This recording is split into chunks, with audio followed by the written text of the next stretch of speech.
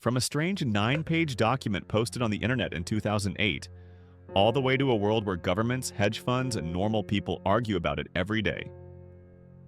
We won't discuss charts flying across the screen today, no shouting, no price predictions. Just a calm walk through what happened and why it matters. You do not need to stay fully awake for this. There is nothing you have to remember or do. Just let it play while you lie down, close your eyes, and relax. We will start with a simple question. What is money, really?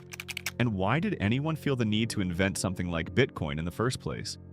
From there, we will move gently through the early anonymous creator, the first tiny group of users, the pizza story, the wild bubbles, the crashes, the scams, and the slow, steady building that never stopped. All you have to do is get comfortable. If you want, lower the brightness on your screen, put your phone somewhere you do not have to hold it, and let your shoulders relax a little. Take a slow breath in and a slow breath out. When you are ready, we will go back to a time before Bitcoin existed at all and see what problem it was quietly trying to solve. So, let's start with something that sounds simple on the surface. Money. You probably use it every day. You tap a card, send a bank transfer, maybe send someone a few pounds or dollars through your phone. It feels normal. It feels boring. But underneath that boring feeling, there is a lot going on. If we go back far enough, there was no money at all. People traded things directly. You have wheat, I have apples, someone else has tools. We swap what we need. That sounds kind of charming, like a village market in a movie, but in real life it is a mess. You might have wheat, but I do not want wheat today. I want shoes. The person with shoes does not need wheat, they need salt. So now you have to find someone who has salt. Trade with them first, then come back for the shoes? It gets complicated very quickly, so people slowly moved toward things that almost everyone would accept. Shiny metal, seashells, beads. Later on, gold and silver coins. These things were easier to carry around and harder to fake. If the whole village agrees that a certain coin has value, then you can buy your shoes, your wheat, your salt, and you do not have to do 3 trades just to get one thing. Over time, even that felt heavy and awkward. Carrying big bags of coins is not exactly fun, so we moved to paper. Instead of everyone walking around with gold in their pockets, you leave the gold with someone trusted, and they give you a piece of paper that says, in a sense, this piece of paper represents this much value. That paper becomes money. Later, you do not even need the gold behind it anymore. The paper itself becomes the thing people trust. And then, one step further, we move from paper to screens. Now your money mostly lives as numbers on a bank server somewhere. When you look at your balance in an app, you are basically looking at a promise. A promise that if you ask for that money, the bank will send it where you want, when you want. On a normal day, that works.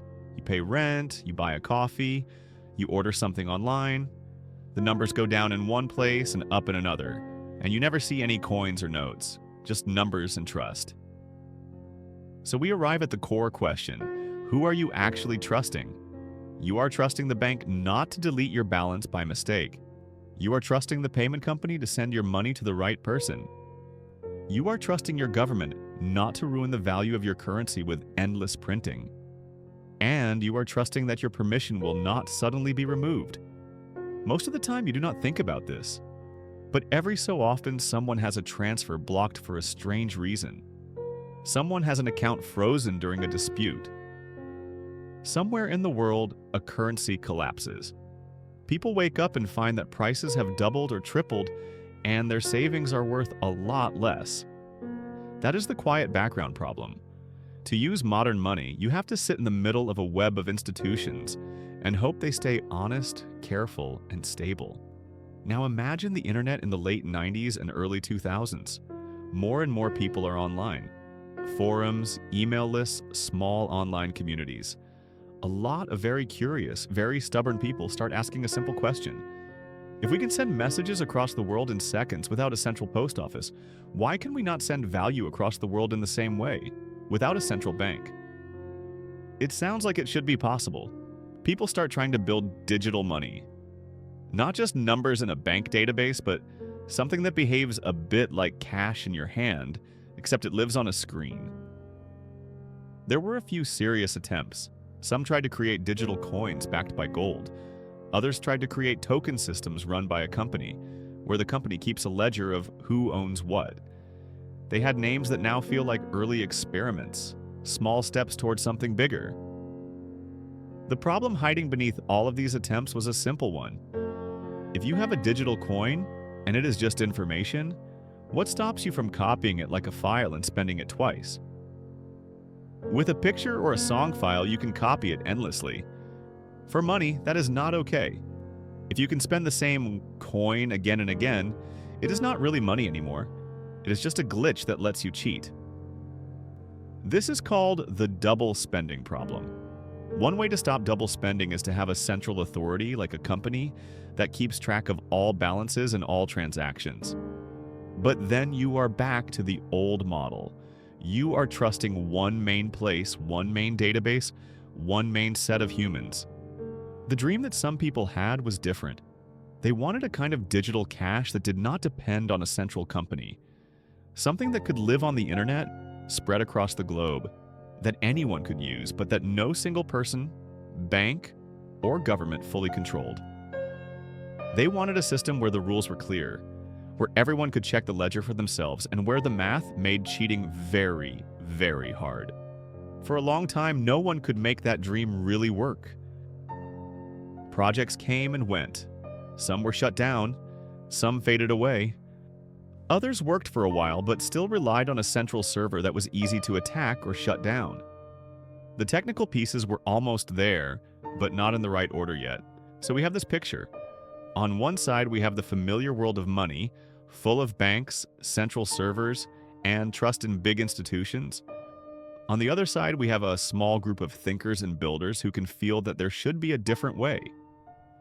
A way to create digital money that does not live in one building or on one company's computer. A way to send value like we send email. And between those two sides are a lot of failed attempts and half-solved problems. That is the place where our story is set when Bitcoin appears. So before you hear the word Bitcoin again, all you really need to remember is this.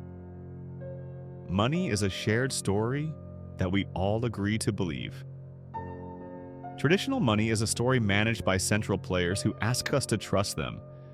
And for many years, a small group of people had been looking for a way to write a new kind of money story, one that lives on the internet itself, with rules that anyone can see and check.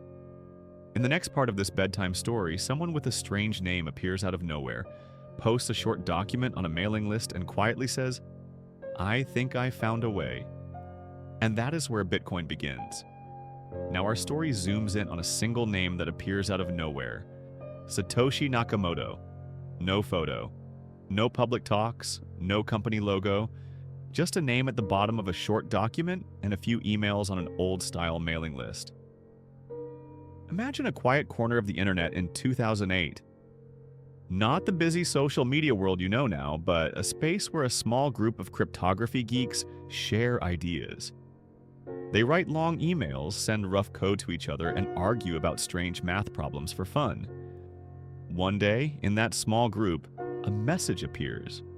Someone calling themselves Satoshi Nakamoto posts a link to a 9-page document. The title is simple, almost boring. Bitcoin, a peer-to-peer electronic cash system. There is no flashy design, no brand, just plain text, some diagrams, and a calm claim that this new system can solve the double spending problem without a central authority. If you were there and you opened that file, what would you see? You would see a very compact, very dense little story. It says, "Here is a way for people to send value directly to each other over the internet, without going through a bank and without trusting one central server." The system uses a network of computers that all follow the same rules, share the same ledger, and agree on which transactions are valid. To make this work, Satoshi combines a few ideas that existed before and then links them together in a new way. They take the idea of proof of work, where computers solve puzzles that are hard to do but easy to check. They take the idea of a chain of blocks, each block containing a bunch of transactions and a fingerprint of the previous block. They take the idea of a public ledger where everyone can see the history. Put together, these ideas become something that feels different. In this new system, you do not have one master database in a bank building. Instead, you have many copies of the ledger spread across many computers around the world. These computers, which we now call nodes, follow the same rules. They check transactions, group them into blocks, and extend the chain. To add a block, someone has to do the work, the proof of work. They burn electricity and computing power to solve a puzzle. When they find a valid solution, they show it to everyone. The other nodes check it. If it really fits the rules, they accept the block, and the chain grows. That block contains transactions that move coins from one person to another. Once the block is deep enough in the chain, it becomes very hard to change its contents because you would have to redo the work of that block and all the blocks that came after it, faster than the rest of the world. That is the clever part. Instead of trusting a person or a bank or a government, you trust the math and the network. The network will always choose the longest valid chain with the most work behind it. So it becomes incredibly expensive to rewrite history. You do not need to hold all of that in your head while you're trying to fall asleep. It is enough to feel the shape of the idea. There is a shared history of transactions that everyone can see. There is a rule set that everyone can check. There is a reward for playing by the rules in the form of new coins given to the people who add blocks. And there is a severe penalty for trying to cheat, because you would have to fight against the entire network. In the white paper, Satoshi does not shout about this. The tone is very calm. They write like an engineer explaining a machine they have been thinking about for a long time. No marketing phrases, no promises of getting rich, no hype. Just, here is the problem, and here's a design that might solve it. The first people who read it react in different ways. Some are excited. They see that the double spending problem is being attacked in a new style. They like that there is no central server to shut down. They like that the ledger is open for anyone to inspect. Others are skeptical. They worry that it will not work at scale, or that a few big players will control most of the mining power, or that people will not care enough to run the software. They have seen many proposals for digital money before, and most of them ended badly. You can imagine this little group of people scattered across the world, reading the same 9 pages late at night at their desks. Some nodding slowly, some frowning at equations, some thinking, interesting idea, but the real world will probably ignore it. At this point, Bitcoin is not a network yet. It is just a design, just a document and an idea in the heads of a few readers. There is no price, no charts, no exchanges, no scandals, no headlines. Just a proposal. Then Satoshi does something important. They do not just publish the white paper and walk away, they write the actual code. Quietly, over the next months, they build the first version of the Bitcoin software. Line after line, function after function, assembling the machine that the paper described. They share drafts, answer questions, fix issues that other people point out. The tone in those early emails is patient and steady. Whenever someone spots a possible problem, Satoshi addresses it. When someone misunderstands a part of the system, Satoshi explains it again in simpler terms.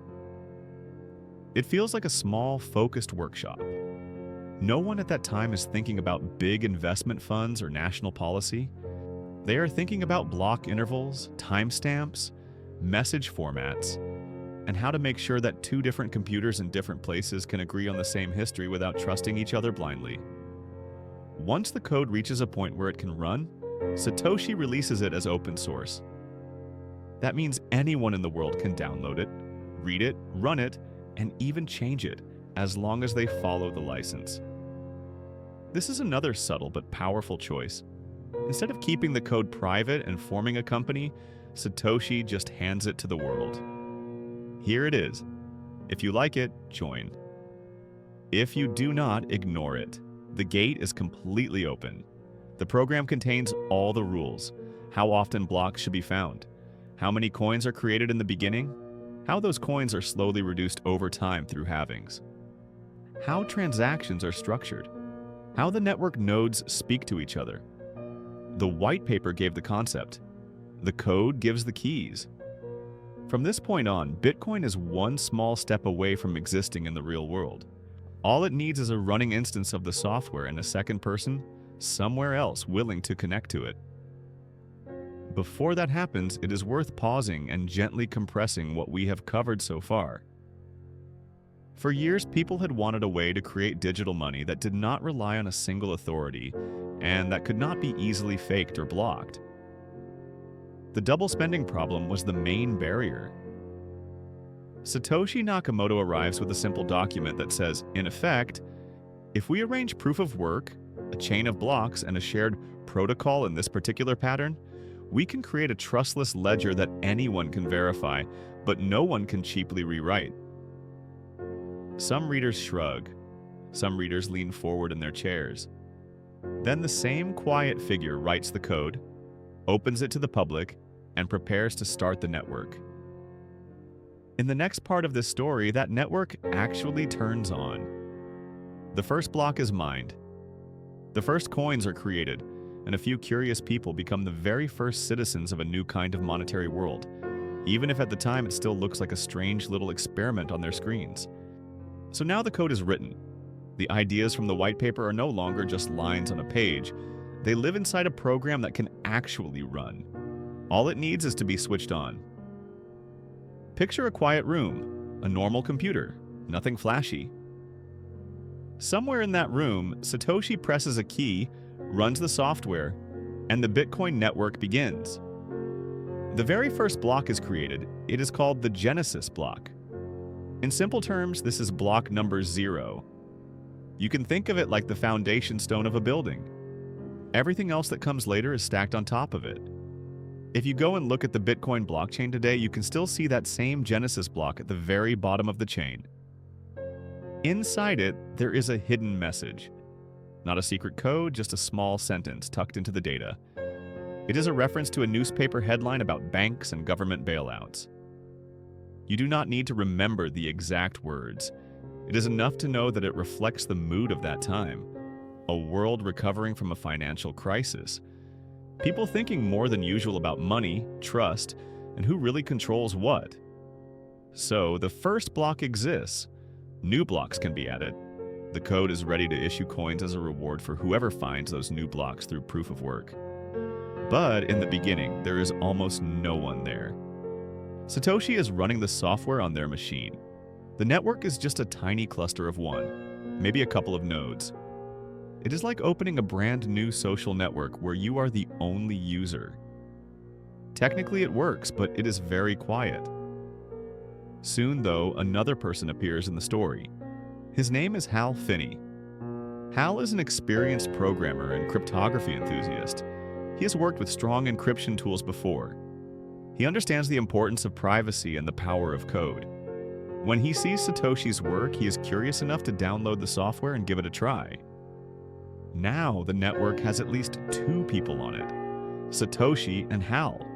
2 computers in different places that agree to follow the same rules and to keep a shared ledger of transactions. One of the first things that happens is simple but historic. Satoshi sends some bitcoins to Hal. At that moment, there is no market price.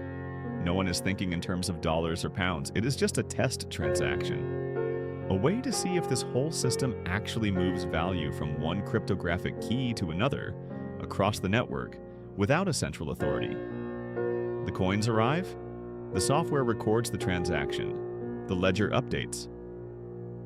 Somewhere on Hal's screen, a balance changes from 0 to a small number, a number that almost no one in the world would care about at that time. You can imagine Hal leaning back in his chair, looking at those coins that have no obvious use yet, and thinking, well, it works. Those early days are calm and strange.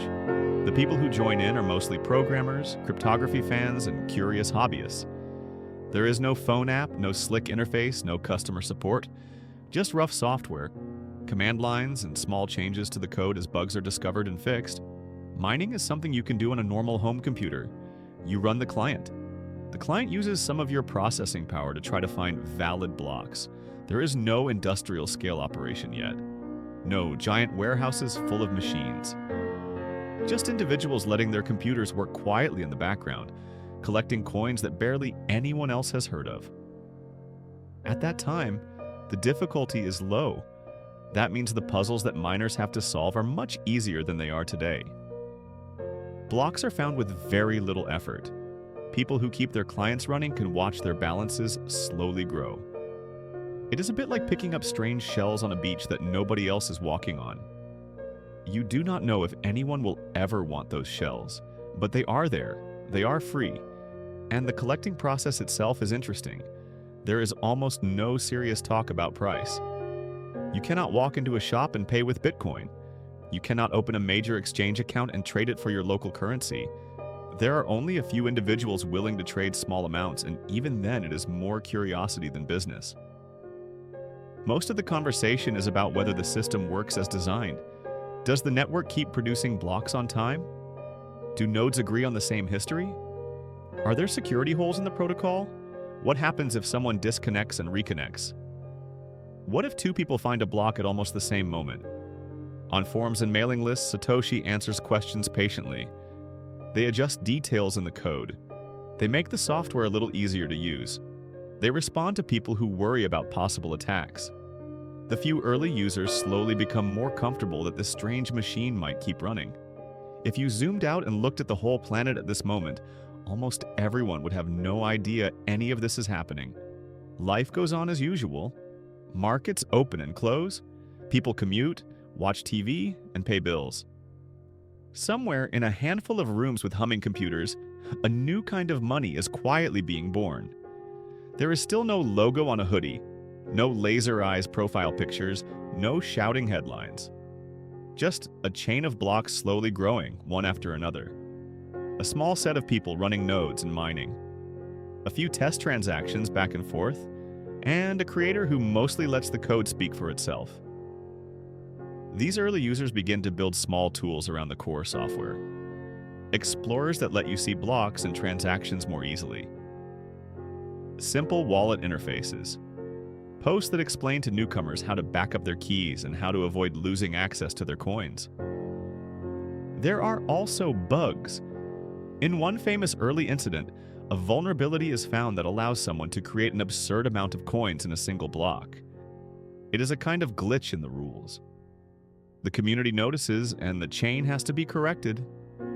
The invalid block is erased from the official history.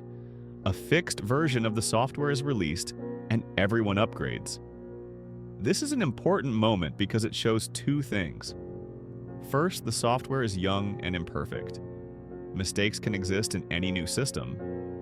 Second, the people running it are still small and cooperative enough to react quickly and fix those mistakes together. Over time, as more people join, events like this become much harder to handle by simple agreement. But at this stage, the network is like a small workshop, not a giant city. Conversations can still be direct and personal. As all this unfolds, Satoshi's presence slowly becomes more distant. They still post updates, still reply, still push changes, but they make it clear that they do not want to be a permanent central figure. The whole point of the system is to be decentralized, to have no single point of failure, including its creator. It is as if a builder is showing everyone the blueprint for a house, helping to lay the first few bricks, and then stepping back, letting the community decide how to decorate, extend, and maintain it. So when you think about these first blocks and first users, picture a small campfire at night rather than a stadium. A few people sitting around the glow of their screens, sharing ideas, testing things, pointing out issues, and slowly realizing that they might be at the start of something that could, one day, be much bigger than their little group. You do not have to memorize the dates or the version numbers. All you really need to hold on to is this feeling. Bitcoin began not as a price chart or a news headline, but as a tiny network run by a handful of curious people, passing coins that had no established value yet back and forth, just to see if this new kind of digital cash could actually work. In the next part of this story, that small campfire spreads a little. More people arrive. The first real-world purchase happens, involving 2 pizzas and a very large number of coins. And the idea of maybe this is worth something slowly starts to take shape. By now, the network is running. Blocks are being found. A few people are sending coins back and forth, mostly as tests. The next question quietly appears in the back of some minds. Is this just a clever toy, or can it become a tiny economy? A lot of the early action happens in one main place on the internet, a forum that becomes the living room of this new world. It is called Bitcoin Talk. If you imagine scrolling through those old forum pages, you would see a mix of everything. Technical threads where people argue about code and security. Casual posts where someone says, "I just mined my first block." Wild ideas about what Bitcoin might become one day. Skeptical voices asking, is this all just a waste of time? No slick design, no big corporate branding, just simple pages with usernames, timestamps, and long conversations. For many people, that forum is how Bitcoin feels real for the first time. It is not just numbers in a client anymore, it is a community with jokes, frustrations, friendships, and disagreements. Within this small world, a very simple, very human desire starts to show up. People want to use the coins for something. It is one thing to see a balance on your screen. It is another thing to swap those coins for something you can actually hold or taste. Some people start offering small services or digital goods in exchange for Bitcoin. Others talk about physical items. Most offers are tiny, almost symbolic. The value in dollars or euros is so low that it barely matters, but the feeling is powerful. It is about proving that this thing can function like money, even in a small way. Then comes a famous moment that later becomes part of Bitcoin mythology. A programmer named Laszlo posts on the forum. He writes something along the lines of, "I will pay X amount of Bitcoins for 2 pizzas." The number of coins he offers is very large by today's standards, but at the time it is still mostly a curiosity. He is not thinking, "I am spending a fortune." He is thinking, "It would be cool if I could get pizza delivered in exchange for Bitcoin." The offer sits there. People discuss it. Some think it is funny, some think it is interesting, some do not pay much attention at all. Eventually, someone takes him up on it. They arrange the details. Real pizzas are ordered and delivered to Laszlo's home. Coins move from one wallet to another. There are photos of those pizzas. 2 ordinary pizzas in boxes, sitting on a table. Nothing visually special at all. The magic is not in the toppings, it is in the story. For the first time that we know of, someone has traded Bitcoin for a physical good in a simple, everyday way. No experiment in a lab, no corporate pilot project, just a hungry person, a forum offer, and a delivery. In that moment, Bitcoin takes a tiny step from being internet points to being a medium of exchange, even if only inside a very small circle of people. At the time, no one has any idea how famous that pizza trade will become. People in the thread are not writing in capital letters or shaking with emotion. They are just happy that it worked. A few laugh about how many coins were used. Some discuss the practical details. It is just another day on the forum. Later, as the price of Bitcoin climbs and those coins would have been worth a huge amount of money, the story is retold again and again. People joke about it as the most expensive pizza order in history, but if you look at it from the inside, from that moment, it is not a tragedy. It is a proof of concept, a necessary part of the story. While that pizza anecdote slowly gains legendary status, other small experiments are happening. People begin to explore how to quote a price for Bitcoin in normal currency. Very rough, very early. There are simple websites where someone collects data from small trades and tries to show an approximate exchange rate. At first, this rate is almost meaningless. There is very little liquidity. A single trade can move it a lot. The number of people who care about it is tiny. Still, it is a psychological shift. Once you can say 1 Bitcoin is worth about this much in dollars, the coin stops being a pure abstraction and starts to feel more like an asset. A few informal marketplaces appear where you can post offers. I will sell this many coins at this rate. I will buy this many if someone wants to sell. These are not yet the big professional exchanges. They are closer to small notice boards where individuals match by hand. There is risk. There is trust involved, but the appetite is there. Meanwhile, on Bitcoin Talk and similar places, the culture is taking shape. There are idealists who talk about breaking the power of banks and inflation. There are pragmatists who focus on the technical side and want to make the system robust. There are speculators who are already dreaming about future prices. There are skeptics who hang around, mostly to say it will never work. Thread by thread, the collective brain of Bitcoin grows. People propose improvements, others shoot them down or refine them. There are heated discussions about how anonymous the system really is, how to store keys safely, and what happens if governments try to restrict it. For many listeners today, it is easy to imagine Bitcoin as a product that appeared fully formed, with a logo, a price, and a narrative. These early days remind us that it was not like that at all. It was messy, improvised, and fragile. Someone forgets to back up their wallet and loses coins forever. Someone sends to the wrong address and learns there are no chargebacks. Someone mines thousands of coins and then casually deletes an old hard drive, not imagining what those numbers might be worth one day. There is a lightness to it, but also a bit of risk. Because the coins do not yet represent large sums of money, people experiment more freely.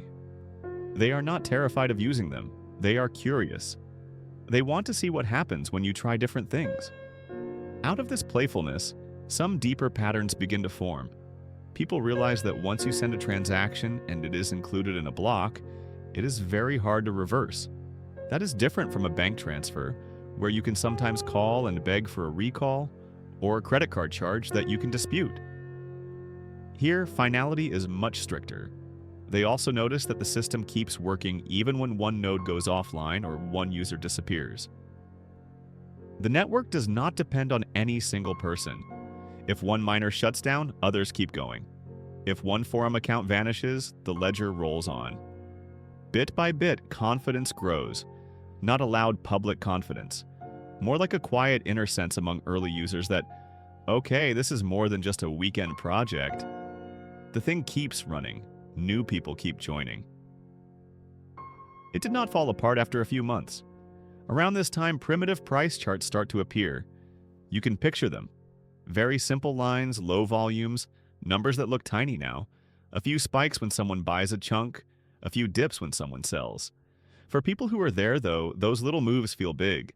If you bought a large number of coins for a very small amount of money, and the price doubles, you feel rich in theory. If it halves, you feel suddenly less clever. Even though the absolute amounts are small, the emotions are real.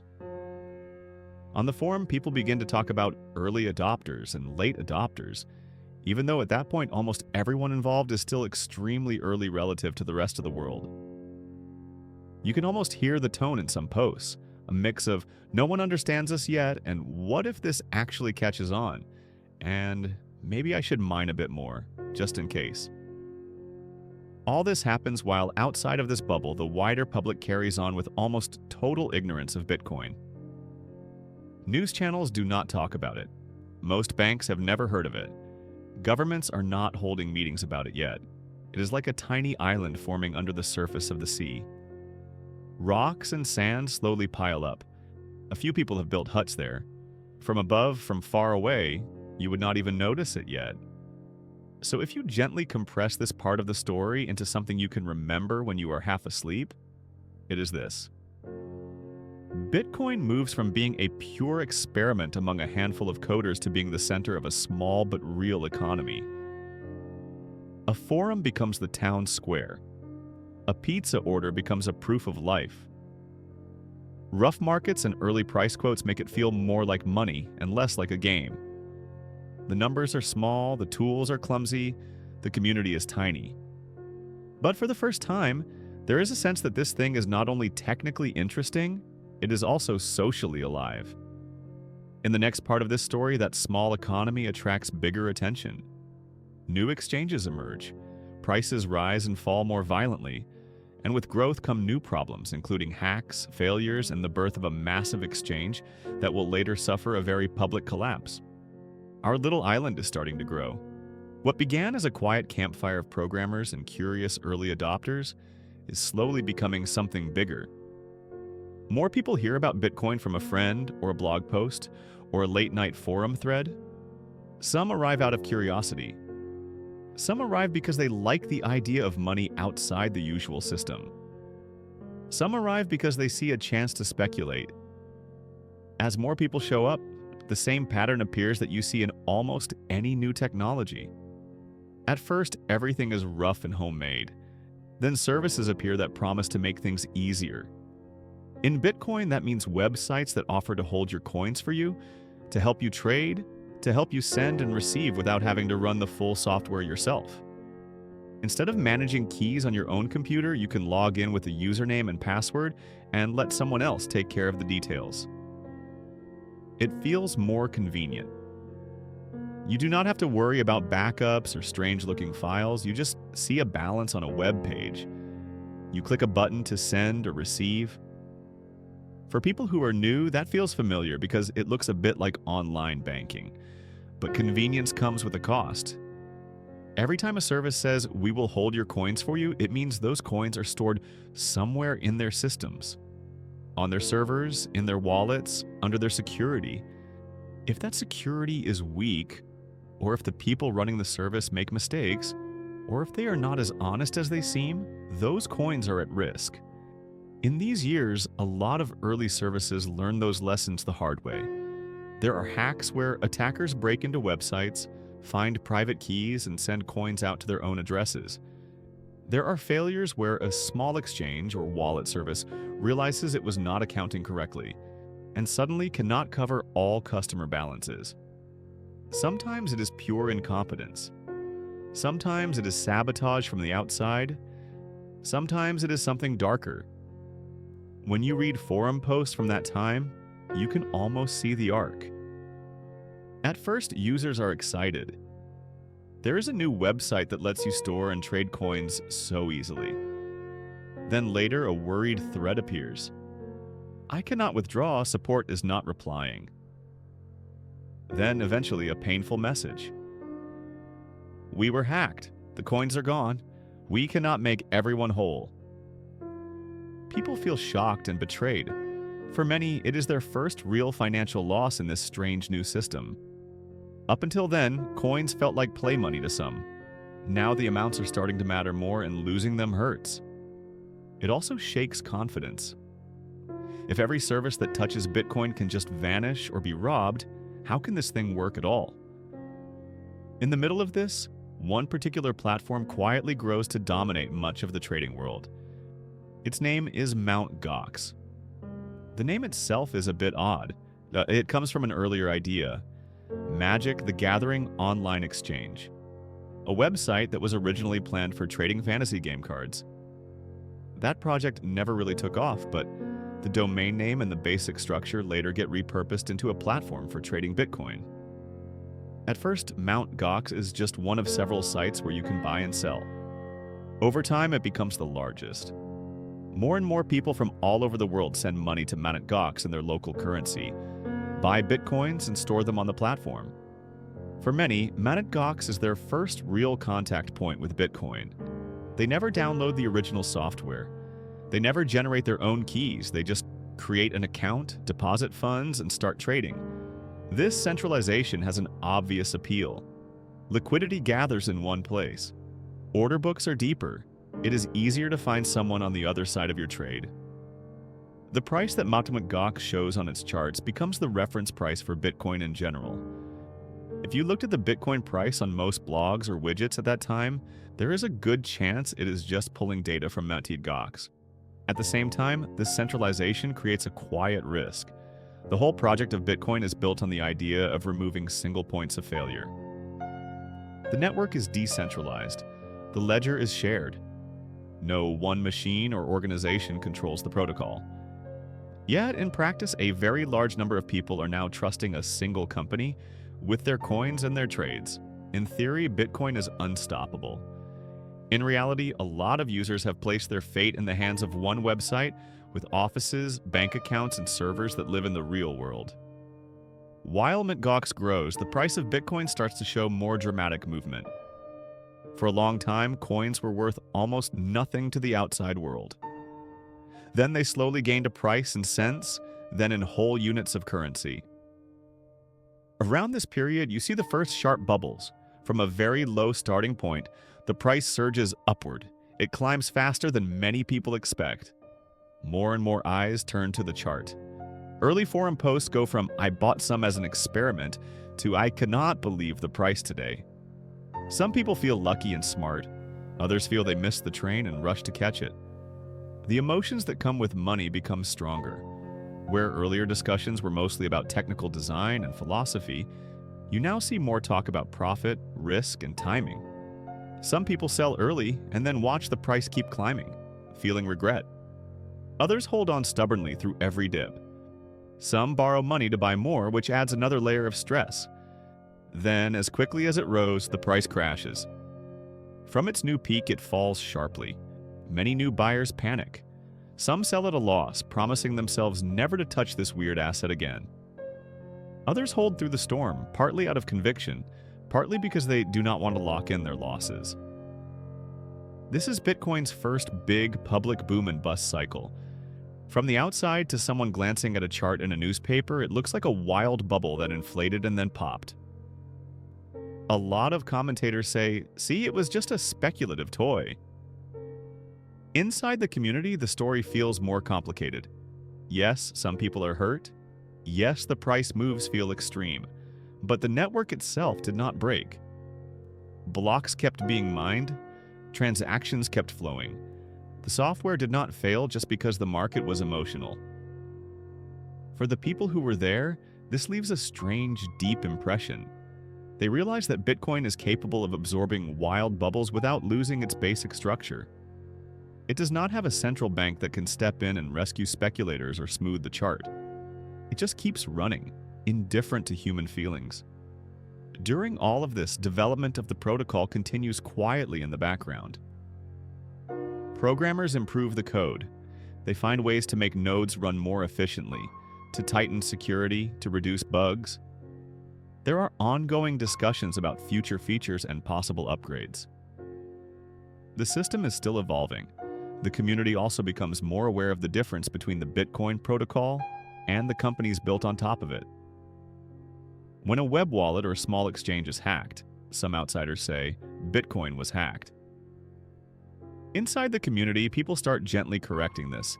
They explain that the core protocol has not been broken, but that a badly secured service lost user funds. The lesson for many becomes clear. If you leave your coins with someone else, you are back in the old trust model. You are trusting their security and their honesty. If you hold your own keys properly, you are closer to the new model that Bitcoin promised. This idea is summed up in a short phrase that you may have heard. Not your keys, not your coins.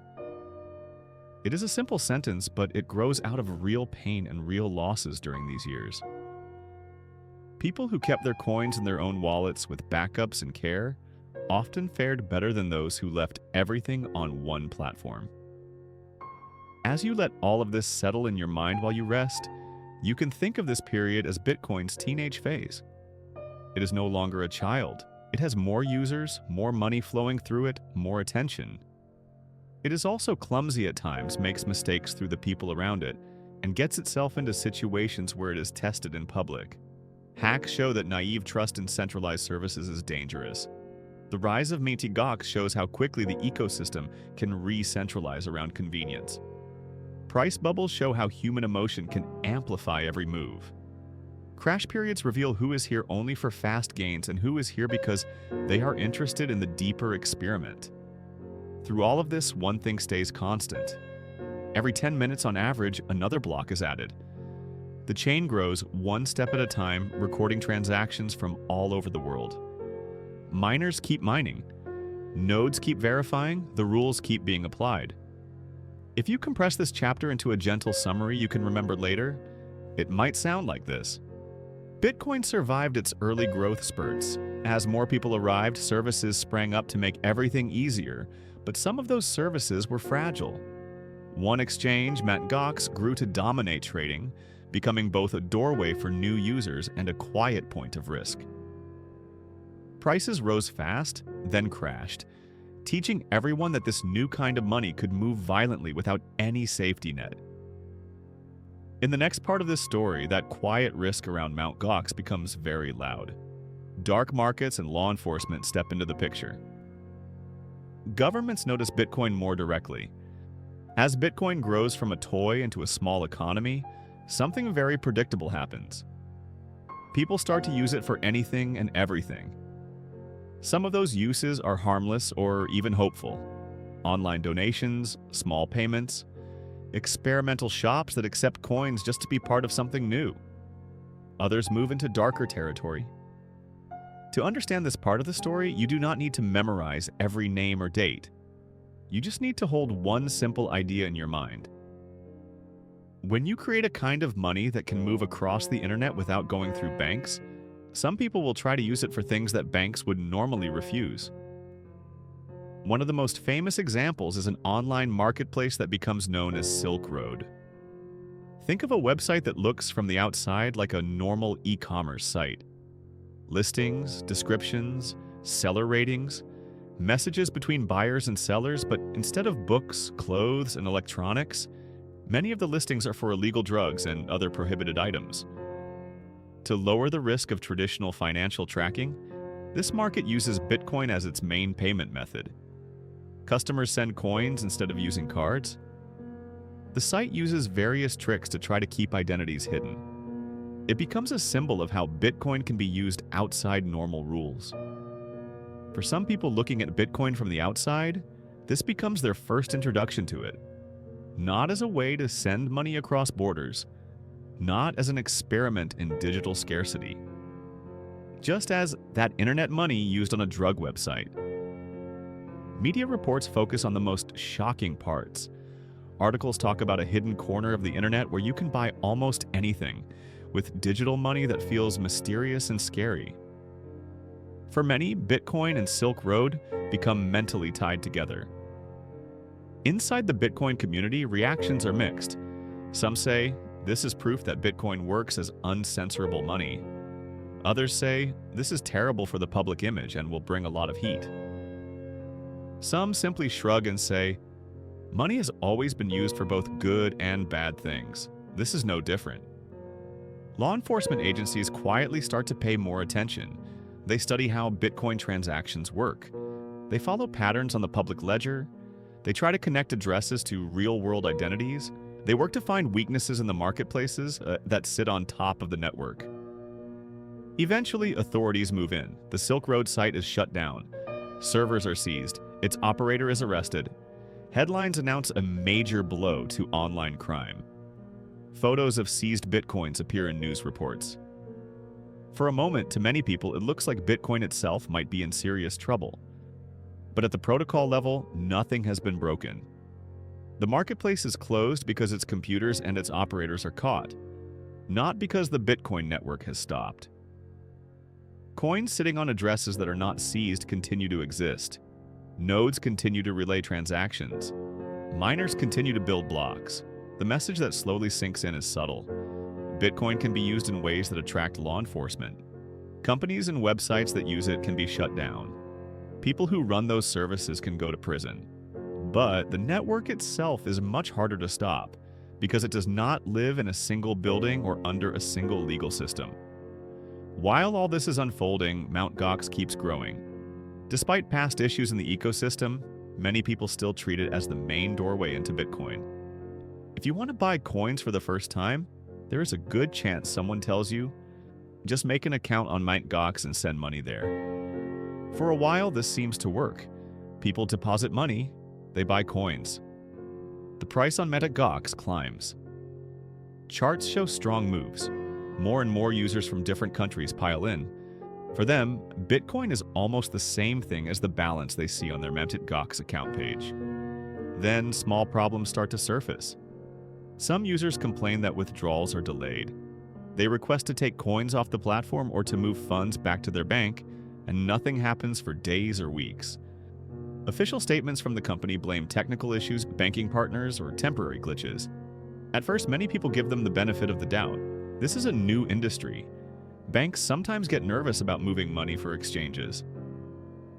Software systems can be fragile under heavy load. It is easy to believe that things are just strained, and that with time everything will clear up. But the issues do not go away. In fact, they multiply. More users report problems. Rumors spread in forums and chat rooms. Some people say they have been waiting months for a withdrawal.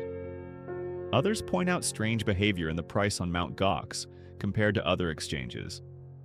The price of Bitcoin on Mt. begins to drift away from prices elsewhere. Sometimes it trades higher because people inside the platform cannot withdraw easily and are willing to pay more to buy from the small pool of sellers who still can move. Sometimes it looks completely out of sync. From the outside, this is a classic warning sign. When a market that is supposed to be connected to others starts to show odd prices and liquidity problems, it often means something deeper is wrong. Behind the scenes, a slow disaster is unfolding. It later becomes clear that Mt. Gox has lost a huge quantity of customer coins over time, due to poor security and mismanagement. Instead of stopping operations and admitting the loss early, it appears that the company continued to function, trying to fill the gap until the hole became too large to hide. From the user perspective, the collapse arrives as a series of shocks. Withdrawals are halted completely. Trading is suspended. The website goes offline or displays messages that only create more confusion. People who had trusted Mt. Gox with their savings refresh the page again and again, hoping for clarity. Then the announcement. Ms. Gox files for bankruptcy. In its documents, it lists hundreds of thousands of bitcoins as missing. The exact numbers are debated, but the scale is enormous. For a large group of users, this means the coins they thought they owned on the platform have simply vanished into a mix of theft, mismanagement, and chaos. For many people, this is the most painful event in their entire Bitcoin journey. Some had stored life savings on Mt. Gox, trusting it like a bank. Others had treated it as a trading account and never thought too hard about the risk of leaving large balances there. Overnight, they discover that they are creditors in a complex legal process rather than users of a simple exchange. The emotional tone in the community changes. Anger, betrayal, despair. People blame the company. They blame poor security practices. Some blame themselves for not withdrawing earlier. Others blame the whole idea of Bitcoin, feeling that the dream of a new kind of money is permanently tainted. Outside observers look at this collapse and say, this is proof that the whole thing is a mess. For them, Mt. Gox is Bitcoin. When it fails, they conclude that Bitcoin has failed. Inside the network, though, something different is happening at the same time. Despite the size of the loss, the Bitcoin protocol continues to operate. Blocks are mined, transactions are confirmed. Other exchanges and services, which had been growing quietly in the shadow of Mt. Gox begin to step forward. They issue statements distancing themselves from the failed exchange. They strengthen their own security practices. Some implement proof of reserve schemes where they show cryptographic evidence that they actually hold the coins they claim to hold.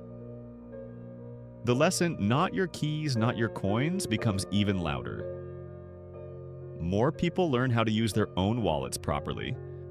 Hardware wallets start to gain more attention, giving users a way to store keys offline with less hassle. Educational content about self-custody increases. Security becomes a central topic at meetups and conferences. Regulators also start to pay more attention.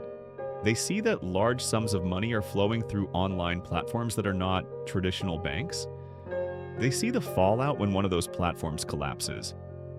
They begin to consider rules around customer protection, capital requirements, and anti-money laundering controls for Bitcoin businesses.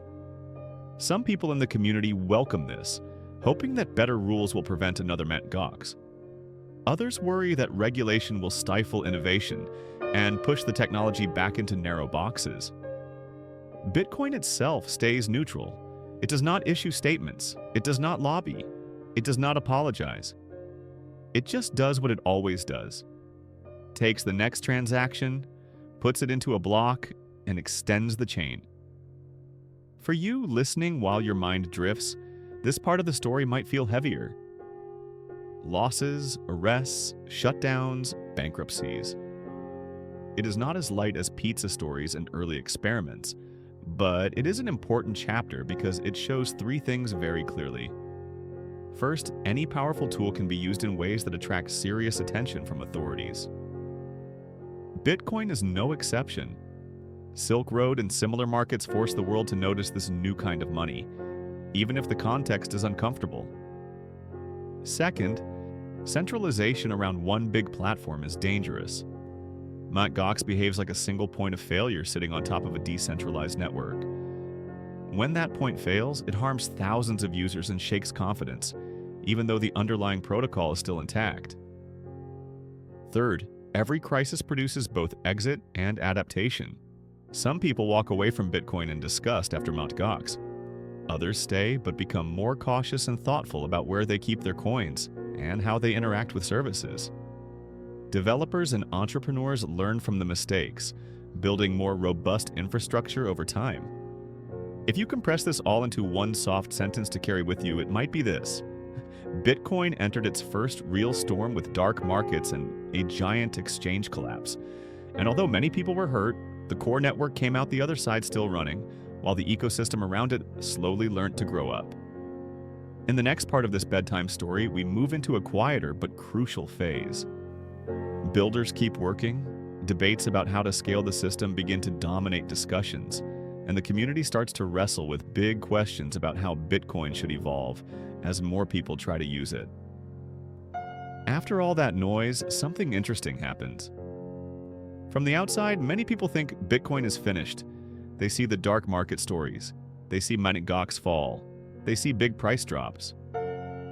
For them, the headline is simple: that weird internet money had its little boom and then crashed. But if you zoom in again on the actual network and the people still working on it, the picture looks different. The tourists leave, the builders stay. Price is low compared to the peak. News coverage slows down. Friends who once asked you about Bitcoin at parties stop asking. Yet, quietly, every 10 minutes on average, a new block is still added. Somewhere, miners are still hashing. Developers are still committing code. Small meetups are still happening in back rooms of cafes. This is the part of the story that feels like winter. On the surface, the trees look bare. There are no bright green leaves. But under the soil, roots are still growing. Preparation is happening for the next season that most people cannot see yet. During this time, the Bitcoin software becomes more mature. There are cleaner wallet applications. It becomes easier for normal people to generate keys, back them up, and send coins without touching a command line. Hardware wallets begin to appear, small devices that hold your keys offline so that a virus on your computer cannot easily steal them. Companies that survive the earlier chaos improve their security. Cold storage practices are refined. This means keeping most customer coins in wallets that are not connected to the internet, with multiple layers of protection and sometimes multiple signatures required to move funds. The bar for being a serious exchange or custodian rises. New businesses appear too. Payment processors that help shops accept Bitcoin and convert it to local currency if they want. Services that handle payroll in Bitcoin for companies that pay staff in it. Market analytics tools. On and on, small pieces of infrastructure that make the network more usable in real life. While all of this building is going on, one big question is growing louder. If more people start using Bitcoin, can the system handle it? In the early days, blocks were rarely full. Transactions trickled in. There was plenty of space. Fees were tiny or sometimes zero. No one worried much about capacity. As interest slowly grows again, blocks begin to fill up more often. At busy times, people notice it takes longer for their transactions to be confirmed unless they attach a higher fee. A new thing to worry about enters the conversation: scalability. The core of the question is fairly simple. Bitcoin has a limit on how much data can be packed into each block. This limit was put there to stop blocks from becoming so huge that only very powerful machines with very fast connections can keep up. The idea was to protect decentralization by making it possible for many normal people to run full nodes. But that same limit also sets an upper bound on how many transactions the network can handle directly on its main layer. So people start to ask, Should we make blocks bigger so we can fit more transactions in and reduce congestion? Or should we keep blocks small and try to scale in other ways, for example, by building extra layers on top? That question turns into one of the most intense debates in Bitcoin's history. On one side, you have people who argue that if fees rise and transactions become slow, normal users will be pushed away. They say that if Bitcoin is to become everyday money for millions, it needs more room per block. They often support proposals to increase the block size limit so that the network can handle more volume on-chain. On the other side, you have people who worry that if blocks become much larger, it will centralize the network. They say that bigger blocks mean heavier bandwidth and storage requirements. Over time, only big data centers will be able to run full nodes comfortably. That would weaken the decentralization that gives Bitcoin its resilience. They argue for keeping the base layer conservative and using smart techniques in second layers to scale capacity. Both sides think they are protecting Bitcoin. One is focused on usability and throughput. The other is focused on security and decentralization. They share a common love for the project, but see different risks as the most important. You can imagine the tone on forums and mailing lists during this time. Some threads are calm and technical, with people comparing numbers, simulations, and models. Other conversations get heated. People accuse each other of bad motives. There are splits between communities who favor different implementations of the software. For someone trying to fall asleep, it might all sound like one long argument. But underneath the arguments, something deeper is forming. Bitcoin is being forced to define what it wants to be when it grows up. Is it primarily global high-speed payment rails for tiny purchases like coffee, with the base layer handling every tap and swipe? Or is it a highly secure settlement layer that moves larger chunks of value, while smaller everyday payments happen on top of it, in channels and side systems that occasionally settle back to the main chain? That is not just a technical question. It is a philosophical one. Some people imagine a world where every human on the planet makes all their transactions directly on the Bitcoin blockchain. Others imagine a layered world where the blockchain is more like a base settlement system, and daily life happens on connected networks that use it as an anchor. During this time, a proposal called segregated witness, often shortened SegWit, begins to appear in discussions. Explaining every detail would take us down a very technical path, and you are here to relax, not to memorize protocol specifications. It is enough to say that SegWit is a clever change in how transactions are stored in blocks. By restructuring the data, it allows more useful transaction information to fit into each block without technically breaking the existing limit. It also fixes a few subtle issues with transaction malleability, which in turn opens the door for more advanced second-layer solutions later. To some, SegWit is a sensible compromise. It offers more capacity in the near term and prepares the way for future scaling layers without demanding a simple raw block size increase. To others, it feels like a distraction or an insufficient solution. They still want larger base blocks. While all of this is debated, the rest of the world mostly remains unaware. Headlines about Bitcoin during this period are occasional and often simple. A bank says something positive or negative. A country mentions regulation. The price has a good month or a bad month. Nobody in mainstream media is discussing the block size limit or SegWit parameters in detail. Inside the community, however, it becomes emotionally intense. Developers face pressure from users and businesses who want quick fixes.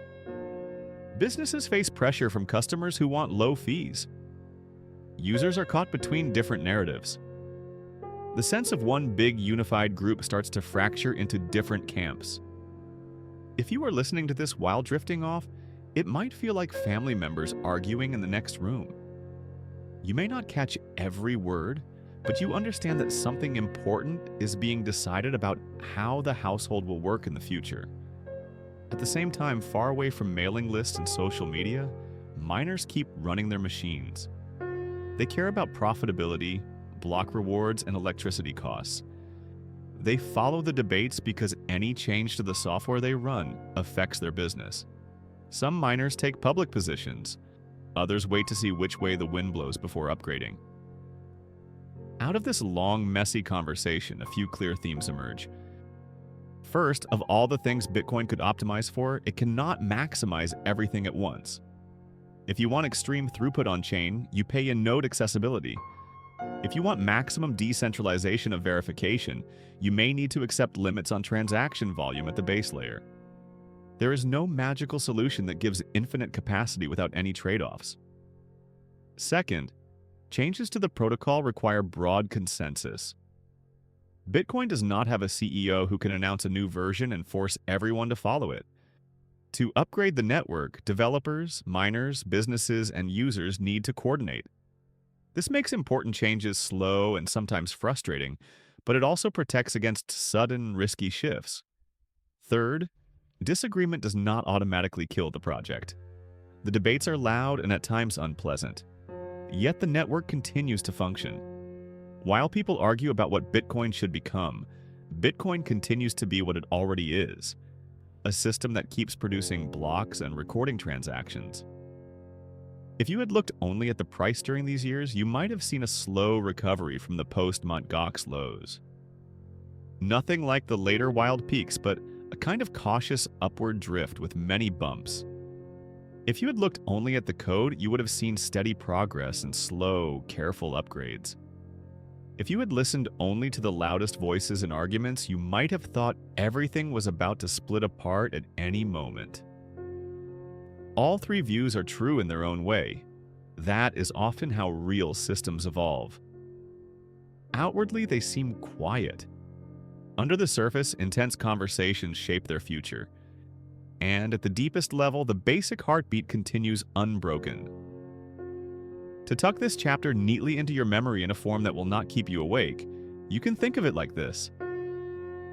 After the first big scandals and crashes, Bitcoin went through a quieter period of consolidation, where builders strengthened the foundations, new businesses matured, and the community began a long argument about how to scale.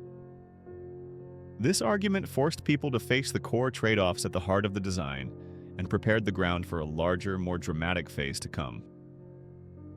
In the next part of our bedtime story, that larger phase arrives. Interest returns in a wave. Prices rise fast. The scaling debate turns into action with software upgrades, forks, and new coins appearing.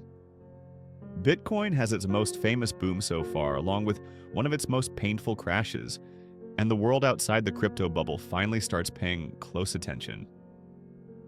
After those long winter years, something begins to change. Slowly at first. The price, which had wandered in a wide range after Mt. Gox, starts to climb again. Not straight up, just a gentle slope. A little higher this month, a little higher the next. People who never fully left start to notice. People who had walked away think, that thing is still alive. In the background, another halving event passes. The block reward that miners receive is cut in half on schedule, exactly as the code predicted. There is no emergency meeting, no government vote. The rules that were baked in years earlier simply play out. Some miners feel the squeeze and upgrade their equipment. Others drop out. The network adjusts its difficulty like a living thing adapting to new conditions. Around this time, new infrastructure continues to grow. There are more exchanges now in more countries. Some are better regulated with clearer rules and stronger banking relationships. Wallets become more polished. Mobile apps let you send and receive coins with a few taps. Articles and tutorials appear in more languages.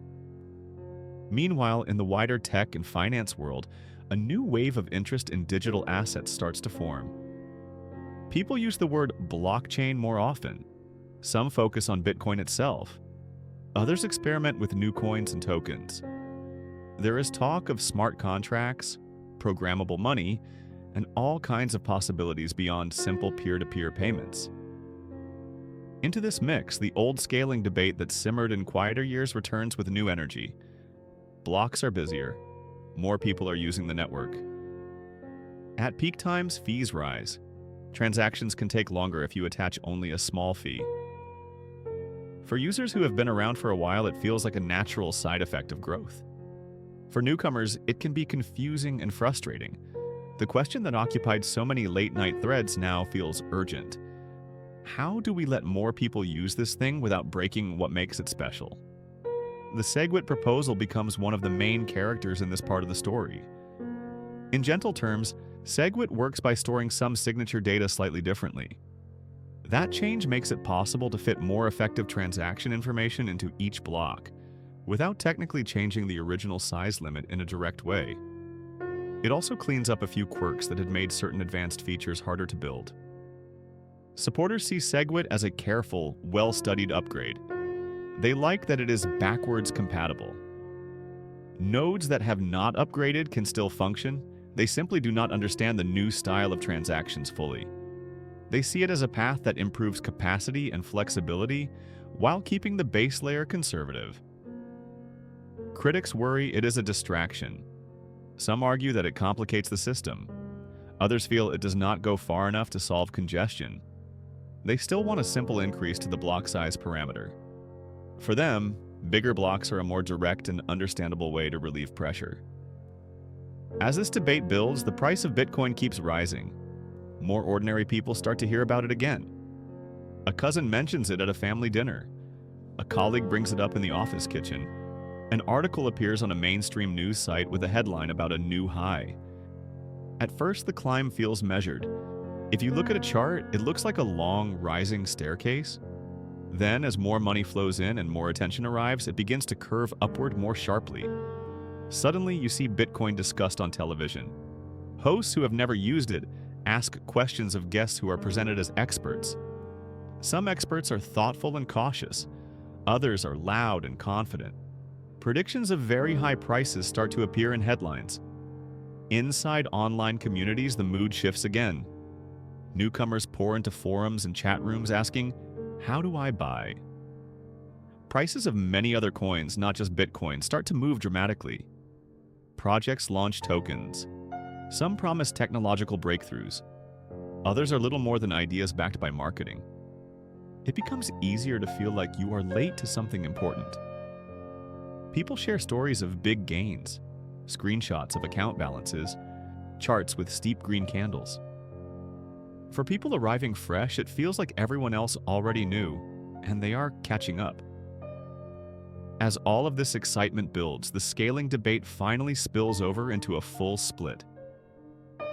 The disagreements around block size, SegWit, and the future vision of Bitcoin are no longer just arguments on forums. They lead to practical action. One group is determined to keep Bitcoin's base layer conservative, adopt SegWit, and build second-layer solutions to handle everyday payments.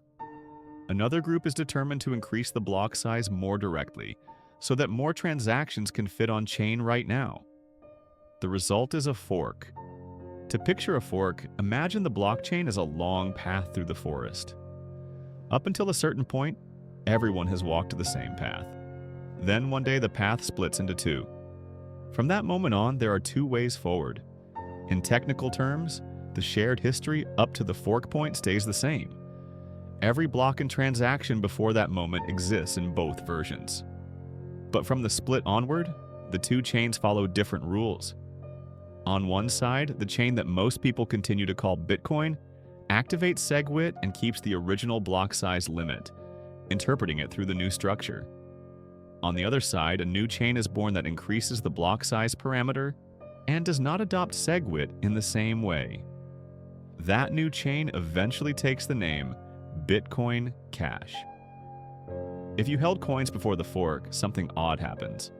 On the day of the split, your balance exists on both chains. On the original Bitcoin chain, your coins remain as before.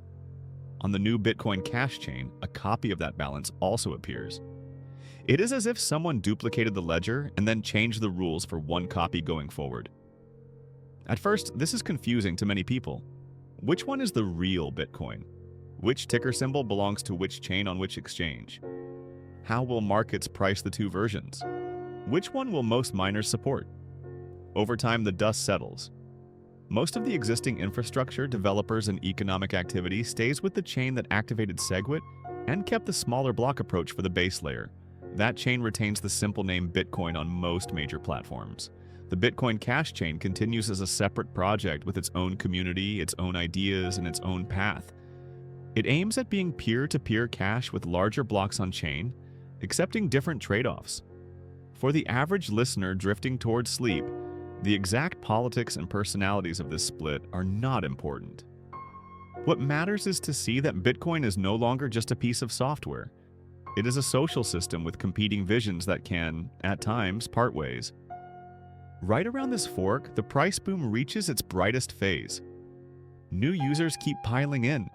Some feel reassured that the scaling issue has moved forward, at least in some form.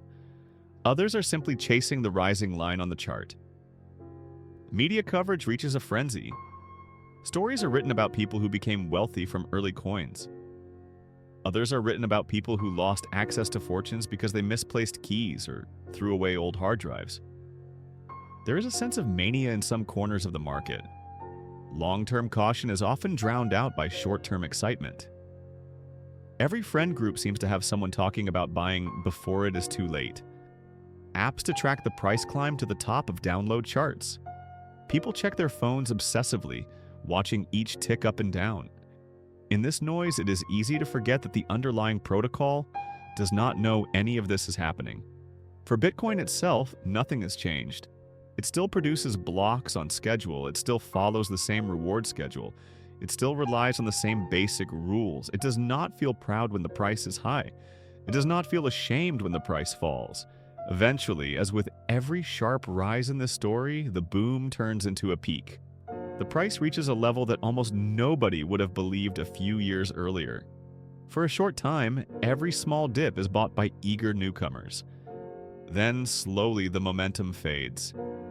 Sellers begin to outweigh buyers. A turn starts that many do not recognize until it is well underway. The chart that once drove so much excitement begins to slope downward. At first, people call it a healthy correction. Then a buying opportunity. Then something they will ride out. As the months pass and the price keeps stepping lower, the mood shifts from euphoric to uneasy, then to quietly regretful. Some who bought late and heavily begin to sell near the bottom. Others hold on through the entire fall, feeling sick, but unwilling to lock in losses. A few calm voices remind everyone that Bitcoin has had large drawdowns before, and that this is part of the pattern. Those voices are not always the ones people want to listen to when fear is loud. By the time the dust settles, a familiar pattern has played out. A new wave of attention pushed the network and its community into the spotlight. A major technical and philosophical disagreement led to a fork. Prices soared beyond what many thought possible. Then the air came out of the bubble, leaving behind quieter builders and a lot of people nursing lessons, losses, or both. From a distance, it looks like a wild roller coaster. Up, up, up, then down. New records, then crashes. Chains splitting. New tickers. Confusing headlines. From close up, for those still paying attention, something else is clear too. Despite the drama, the fundamental experiment continues. SegWit has been activated on the main chain. Work on second-layer solutions is underway. The idea of forks as a way for communities to separate without destroying each other is now real, not just theoretical. To tuck this chapter into a sleepy summary, you might say, in the years around 2017, Bitcoin went through its loudest boom so far. The long argument about scaling turned into real code and a real split. One chain adopted SegWit and carried on under the familiar name. Another branched off with bigger blocks. Prices exploded, then collapsed, pulling millions of new people through their first full cycle of hope and fear, while the underlying rules kept quietly doing what they had always done. After every loud summer, there is usually a quiet winter. When the big boom of 2017 fades and the price starts to fall, the mood around Bitcoin changes again. Charts that people used to check every 10 minutes are now painful to look at. News outlets that once ran daily stories move on to the next hot topic. Friends who could not stop talking about Bitcoin suddenly do not mention it at all. For a lot of people who arrive near the top, it feels like waking up with a hangover. They remember the excitement, the big predictions, the feeling that this time, everything would keep going up forever. Now they are left with balances that are worth a fraction of what they once were, and a strange mix of regret and embarrassment. Some of them sell and walk away. Some leave their coins in forgotten wallets and simply stop checking. Some stay a bit quieter than before, trying to understand what happened. If you zoom in on the network itself during this time, it looks very different from the emotional surface. Blocks keep arriving, miners keep hashing, nodes keep verifying. Nothing in the core protocol has changed because the price fell. There is no emergency mode. There is just the next block and the next, like a heart that never speeds up or slows down to match the mood of the crowd. For the people who were around before the boom, this feels oddly familiar. They have seen a version of this movie before. A period of hype followed by a heavy correction, followed by a long stretch where nothing dramatic seems to happen. They know that some of the most important work often gets done when nobody is paying much attention. So, while the wider world declares that Bitcoin is dead yet again, the builders get back to work. Developers continue to refine the codebase. Bugs are fixed, performance is improved. Security checks are tightened. SegWit adoption slowly increases as more wallets and services support it by default. The base layer becomes less of an experimental playground and more of a cautious, well-maintained piece of infrastructure. On top of that base, second-layer ideas start to take shape more clearly. You can think of it this way. If the main Bitcoin blockchain is like a slow, very secure road where every vehicle is recorded forever, then second layers aim to be like smaller side roads and tunnels that let value move faster and more frequently, while occasionally touching the main road for settlement. One of the best known of these ideas is a network that allows people to open payment channels between each other. Imagine two people locking some coins on the main chain, then sending many small payments back and forth between themselves off-chain, updating their balances privately. Only when they are done do they close the channel and settle the final result on the main chain. The goal is simple. Use the base layer for what it does best. High assurance, irreversible settlement. Use higher layers for what they do best. Fast, frequent, low-cost transactions that do not clutter the main ledger with every tiny move. During the long winter, many of these systems are in their experimental stage. Developers run test networks, fix issues, and slowly bring them into real-world use. Wallets start to appear that make it easier for normal users to experiment with these channels without needing to understand every technical detail. Meanwhile, the business side of the ecosystem matures. Exchanges that survive the boom and bust cycle invest more in compliance, security, and customer support. They know that if they want to be taken seriously in the long term, they cannot look like improvised websites. They need proper internal controls, clear audit trails, and stronger relationships with banks and regulators. Some of them add features that make it easier for institutions to get involved. Custody solutions for funds that want to hold coins on behalf of clients. Over-the-counter desks for large trades that would move the price too much on public order books. Reporting tools that help with accounting and taxes. In other words, the ecosystem slowly becomes more grown up. Out at the edges and smaller corners of the crypto world, there is still a lot of noise. New coins, speculative tokens, and complicated schemes appear and disappear. Some promise incredible returns. Others use fashionable words and big roadmaps. Many do not survive more than a year or two. For Bitcoin itself, the story is more understated. It does not try to reinvent itself every 6 months. It does not change its core rules to chase trends. It just keeps doing the same basic thing while the tools around it are refined. For the people who keep paying attention during this winter, a different kind of respect starts to form. It is one thing to be impressed by a price that shoots up quickly. It is another thing to be impressed by a system that survives huge drawdowns, public scandals, and repeated declarations of its death, yet still produces blocks exactly as scheduled. In this quiet period, education also improves. Books, courses, and long-form articles appear that explain Bitcoin more calmly and clearly than during the hype phase. People who have lived through multiple cycles share their experiences. They talk about risk management, patience, and the difference between understanding a technology and just chasing a number. Some of the loudest mistakes of the previous boom are dissected.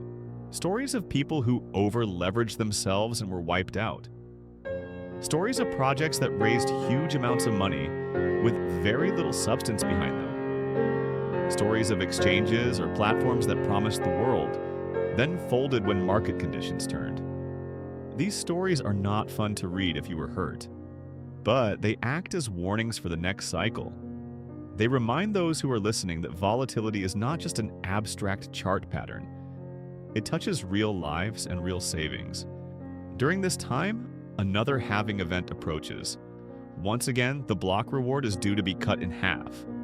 Online small communities of enthusiasts treat it almost like a holiday. They watch live streams, countdown timers, and block explorers.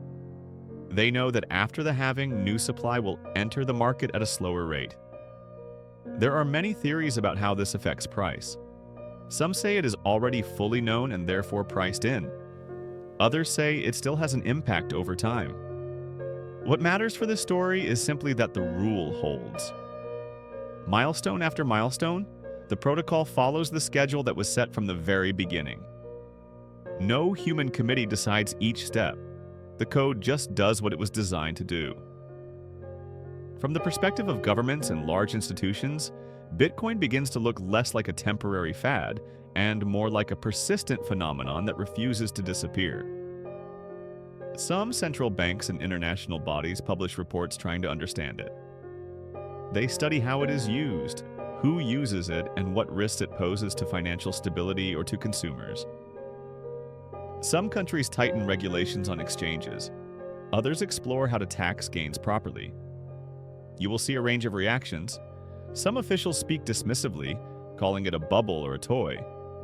Others take it seriously as a new asset class or as a competitor to their own future digital currencies. Some hint that they see it as a kind of digital gold, a store of value that may sit alongside more traditional holdings. Bitcoin itself remains indifferent to all opinions. It does not react when a famous investor praises it. It does not flinch when a powerful official criticizes it. Both are just sounds in the air around a machine that will keep running as long as enough nodes and miners choose to run the software. For individuals who are still here during this long winter, the experience can be strangely calming. With less noise, they can learn at their own pace. They can make small, thoughtful decisions without feeling hurried by headlines. They can explore things like self-custody, privacy practices, and long-term planning without the constant pressure of watching price movements. Some decide that they want to treat Bitcoin as a long-term savings technology rather than a quick trading vehicle. They set up simple, boring routines. Maybe they buy small amounts on a regular schedule. Maybe they store coins in a hardware wallet and check balances only now and then. Others decide that they prefer to stay out entirely and just watch from a distance. That is fine too. Not every tool is for everyone, and the world is full of other priorities. If you are listening to this while drifting towards sleep, you do not need to catalog every project, every company, and every regulation from this period. You only need to feel the rhythm. Boom, bust, quiet building, new wave, new mistakes, new learning. Another cycle of excitement and reflection. Bitcoin's long winter from roughly 2018 to 2020 is that middle reflective phase. Prices dropped sharply from the 2017 highs and stayed low enough for long enough that many casual participants lost interest. Yet underneath, the foundations were hardened. Second-layer ideas moved from theory toward reality. Businesses and regulators learned from the previous chaos. The network kept ticking like a slow, steady clock that does not care about mood. If you compress this chapter into one short sentence in your mind, it could be, after the wild rise and fall of 2017, Bitcoin went back into the shade for a while where builders quietly strengthened the system. New layers and better tools emerged, and the world gradually shifted from asking, "Will this survive?" to asking, "How do we live with this thing that clearly is not going away?" In the next part of this bedtime story, the outside world throws a new set of challenges and attention at Bitcoin. Large institutions begin to move more directly. Global events shake confidence in traditional systems, and a small digital asset that started in a niche mailing list finds itself discussed in boardrooms and parliaments around the world. The long winter slowly comes to an end in an unexpected way, not because of a clever marketing campaign or a sudden new feature inside Bitcoin, but because the outside world runs into its own crisis. Around 2020, a global health emergency spreads. Governments react with restrictions, lockdowns, and support programs. Central banks cut interest rates and create large amounts of new money to keep economies from freezing completely. For many people, this feels surreal. Streets are quiet, offices close. Life moves online even more than before. At the same time, numbers on government balance sheets explode. Support packages are announced that would have sounded impossible a few years earlier. People who never cared much about macroeconomics start asking simple questions. Where does all this money come from? What happens to currencies when so much new supply appears so quickly? What does saving even mean in a world of zero or negative interest rates? In that atmosphere, a certain kind of asset begins to look interesting to some investors. Anything that is hard to print more of. Anything that feels separate from domestic policy. Anything that has a fixed schedule rather than a committee behind it. Gold benefits from this mood, as it has many times before. Real estate in some places does too. And quietly at first, then more loudly, Bitcoin begins to catch the eye of larger players. For years, Bitcoin had been mostly the realm of individuals, small funds, and a few adventurous companies. Now, some bigger institutions start to look at it with a more serious, less dismissive eye. They do not rush in as fans. They study custody risks, legal frameworks, accounting rules. They ask what would happen if regulators change their stance. They build investment committees, write internal memos, and hold long meetings. Slowly, a couple of them make a move. A listed company decides to hold a portion of its treasury in Bitcoin instead of keeping everything in cash. Their leaders say openly that they are worried about inflation and the loss of purchasing power if they sit entirely in traditional money. Another company announces that it has bought coins and that it will accept Bitcoin as payment for some of its products, at least for a while. Payment platforms begin to let customers buy, hold, or spend digital assets inside their interfaces. For many ordinary people, this is the first time they see Bitcoin offered alongside their usual currency in a mainstream app they already trust.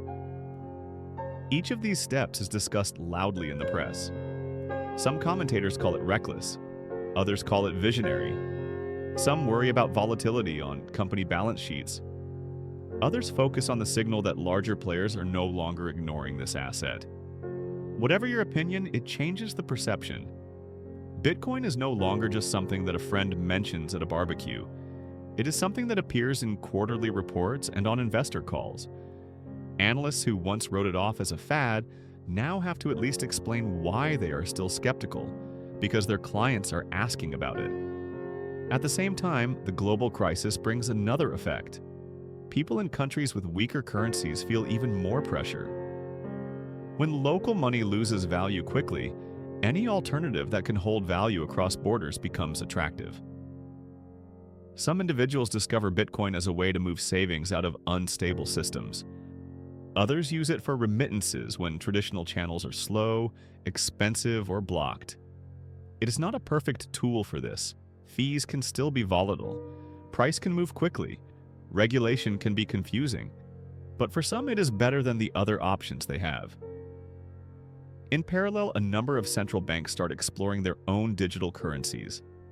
These are not the same as Bitcoin. They are centrally issued, centrally controlled, and often tied very closely to existing banking systems. But the fact that they exist at all shows that the idea of digital money is now firmly on the agenda at the highest levels. While governments and institutions are trying to understand or copy parts of the technology, something even more surprising happens on the political stage. A small country announces that it will recognize Bitcoin as legal tender. Legal tender is a formal phrase. It means that within that country, Bitcoin can be used alongside the national currency to settle debts and pay for goods, at least in theory. Shops are encouraged, sometimes required, to accept it. The government builds wallet infrastructure to help citizens use it. For supporters, this looks like a historic milestone. A national flag and a digital protocol side by side. A state deciding to embrace this network openly rather than only trying to control or ban it. They talk about financial inclusion, remittances, and independence from larger currency blocks. For critics, it looks risky. They worry about volatility. They worry about citizens who do not understand private keys or price swings being pushed into something too complex. They point out technical glitches when the government-backed wallet system struggles under load. They ask what happens to national finances when a portion of reserves is held in such a volatile asset. On the ground, the reality is messy. Some shops put up signs that say they accept Bitcoin but quietly prefer cash. Some citizens use the new tools to receive money from relatives abroad. Others try it once and then go back to what they know. There is enthusiasm in some circles and frustration in others. For our bedtime story, you do not need to track every success or failure in that experiment. You just need to note that the idea of Bitcoin has moved from forum threads and small meetups into the world of national policy. Countries can now choose to ignore it, regulate it, adopt it in limited ways, or dive in fully. It has become part of their option set. While all this attention arrives, the old cycles of fear and greed continue. The new wave of institutional interest and global uncertainty helps push the price of Bitcoin to new highs. As in previous cycles, people are drawn in by rising numbers. Social media fills with bold predictions and confident voices. Newcomers arrive who have never seen a full cycle before. Then, as always, there are sharp corrections. A large trading platform might fail. A heavily leveraged fund might blow up, dragged down by market swings. A lending service might find itself unable to meet withdrawals when conditions change. Each time, the pattern echoes earlier years. Centralized services built around Bitcoin can collapse. Individuals and funds that take on too much risk can be wiped out. Headlines again declare that the dream is over. And yet, once again, the protocol continues. Blocks keep coming at regular intervals. The halving schedule remains unchanged. Rules around supply do not bend for anyone. The network does not distinguish between a transaction sent by a global institution or by a small saver in a remote town. It simply checks signatures and updates the ledger. For people who have watched Bitcoin from the very beginning, it starts to feel less like a startup and more like a stubborn natural feature. Not quite like a mountain, because it still depends on human action to run nodes and miners. But something with that same sense of persistence. It has survived several cycles of hype and dismissal. It has outlived many projects that claimed they would replace it. It has begun to integrate in different ways into the existing financial system it was originally designed to bypass. At the same time, it has not fully resolved its contradictions. Some see it as digital gold, a long-term store of value that you mostly keep rather than spend. Others still dream of it as everyday cash. Some experiment with second-layer payment networks to make that dream more practical. Others focus on custody tools and multi-signature setups for large, long-term holdings. Regulators wrestle with how to classify it. Is it a commodity? Is it a currency? Is it a security in some cases? What rules apply when banks want to hold it or offer services around it?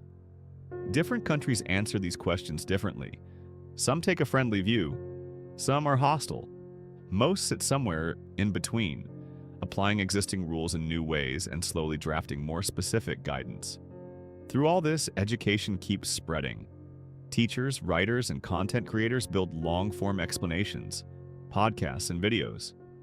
Some treat Bitcoin as a core subject. Others place it inside wider discussions about money, privacy, and the digital world. The best of these try to calm people rather than excite them, to encourage slow thinking rather than quick bets. If you are listening to this in bed, eyes heavy, you might feel that the story has become more complex than in the early pizza days. There are more moving parts now. Corporations, hedge funds, politicians, regulators, central banks, media narratives in many languages, all swirling around a protocol that is still, at its heart, just a set of rules for a shared ledger. To keep it simple in your mind, you can think of this chapter in one sentence. In the years after the long winter, global shocks and money printing pushed a new wave of attention toward Bitcoin. Larger institutions began to hold and talk about it. One country even tried to treat it as official money. And the small experiment from 2008 found itself woven, in strange and uneven ways, into the fabric of the world economy, even as it kept following the same quiet schedule it always had. In the next part of our bedtime story, we will look at the crashes and contagion that came with this bigger stage. How risky structures built around Bitcoin fell apart, how that affected ordinary users, and how each painful unwind once again separated the underlying protocol from the human greed and fragility that often grows on top of it.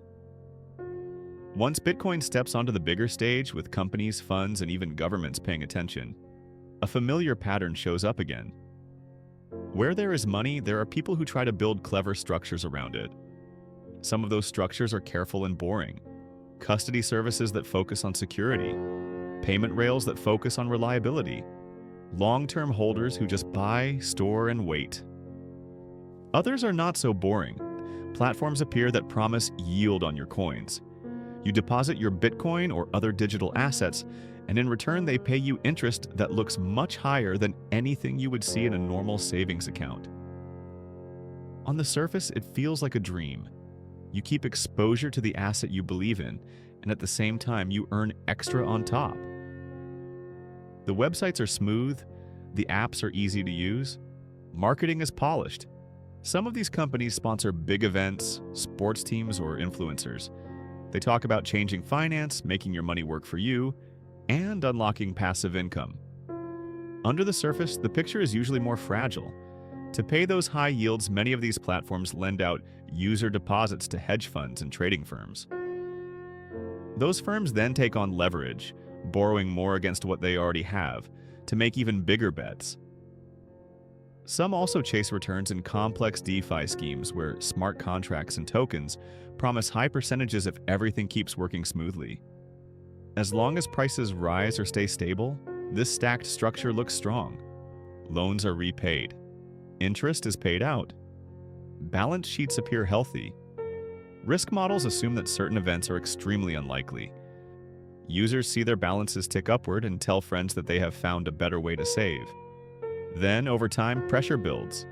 Sometimes it starts with a large project that everyone assumed was solid, revealing a hidden weakness. A stablecoin loses its peg. A heavily hyped token collapses. A major fund blows up because trades that were supposed to be safe move in the wrong direction. The exact trigger does not matter as much as the effect. Once one important piece falls, everyone who was exposed to it starts to hurt. A fund that loses too much suddenly cannot pay back its loans. A lending platform that depended on that fund suddenly finds it has a hole in its balance sheet. Another platform that had lent to the first platform is now in trouble too. From the outside, this looks like dominoes. One firm announces temporary withdrawal pauses. Another quietly looks for emergency funding. Rumors spread on social media long before official statements appear. Users begin to notice that their withdraw button does not work the way it used to. For the individual who had simply deposited coins into an earn product, the experience is brutal. Yesterday, their app showed a healthy balance and a positive yield. Today, they open it and see a small banner saying withdrawals are suspended due to market conditions. Support lines are overwhelmed or silent. Legal language that once felt like harmless boilerplate suddenly becomes very real. Some of these platforms eventually declare bankruptcy. Court documents show long lists of creditors. Among the large players, there are thousands of ordinary people whose deposits are now tied up in a slow legal process. They learn that in the capital structure, they are near the back of the line. If there is anything left after paying lawyers and senior creditors, they might get a fraction back. At the same time, on the trading side, large exchanges and funds that looked healthy from the outside start to show cracks. You see the same pattern again. A company markets itself as a safe, regulated, modern venue. It sponsors events, runs flashy adverts, shows its logo everywhere. Behind the scenes, internal controls can be much weaker than expected. Customer deposits might be mixed with company funds. Risky bets might be hidden off balance sheet or disguised. When stress hits, it becomes clear how much was built on confidence rather than on solid foundations. Users who left their coins on these platforms watch the news in disbelief. They had thought of their account balance as my Bitcoin or my dollars in a simple way. Now they realize they were effectively unsecured lenders to a company that may not have been honest about its health. Each time one of these large players falls, the same headlines roll out. Billions in value wiped out. Regulators announce investigations. Politicians call for stricter rules. Commentators declare once again that the whole digital asset idea was a mistake. Inside the Bitcoin world, those who have been around for a long time feel a mix of sadness and grim recognition. They have seen versions of this cycle before, just on a smaller scale. The instruments are more complex now, the numbers are larger, and the logos are shinier, but the core pattern is the same. People take something fundamentally simple. They wrap it in layers of promises and leverage. They chase returns that look too good to be true. When conditions change, the structure cannot absorb the shock, and it breaks. Bitcoin itself does not cause these failures. It is not Bitcoin that promises fixed yield. It is not Bitcoin that decides to lend customer coins 10 times over. It is not Bitcoin that mixes funds or lies on balance sheets. These are human decisions made by companies and individuals building on top. Yet Bitcoin is always present in the background, so it often gets blamed. In the middle of these unwinds, some voices repeat an old phrase a little louder. Not your keys, not your coins. During calm times, that sentence can sound like an annoying slogan. During crises, it becomes very real. People who kept a meaningful portion of their holdings in self-custody are affected emotionally by the market moves, but they are not locked out of their funds by a third party hitting a pause button. They may watch prices fall and feel pain, but at least when they open their own wallet, the coins are still under their control. Others learn in the hardest way that yield is never free. When a company offers you high returns on an asset that does not itself generate cash flow, it has to be taking significant risk somewhere to create that yield. If you do not see that risk, it usually means you are the one actually holding it without realizing. None of this is said to judge anyone who got caught. Most people who lost coins in these collapses were not greedy villains. They were simply trying to grow their savings in a world where traditional options felt limited. Many trusted brands, influencers, or friends who they believed had done more research than they had. If you are listening to this while falling asleep, the point is not to replay every painful event in detail. You do not need to memorize the names of each failed platform or the exact dates that withdrawals were frozen. You just need to understand the pattern and the lesson that keeps returning. Every time Bitcoin becomes more visible and more money flows into the ecosystem, new structures appear. Some are responsible. Some are fragile. As long as human beings want quick returns, and as long as it is possible to borrow against assets to chase those returns, there will be boom and bust around the protocol. When things are calm, risk feels far away. When things break, all the hidden connections become visible at once. Through all of this, the core network stays oddly indifferent. The blockchain does not know that a large lending platform has failed. It simply continues to record transactions from those who still have coins they can move. It does not speed up or slow down when an exchange collapses. The rules around supply and issuance do not change when a hedge fund goes under. For some, this can be comforting. No matter how chaotic the human layer becomes, the base protocol keeps its promises. It does not reprint coins to bail out failed firms. It does not freeze balances to protect companies from their own mistakes. It is stubborn and unemotional. For others, that same stubbornness can feel harsh. If you were caught in one of these collapses, it can feel like the system is cold.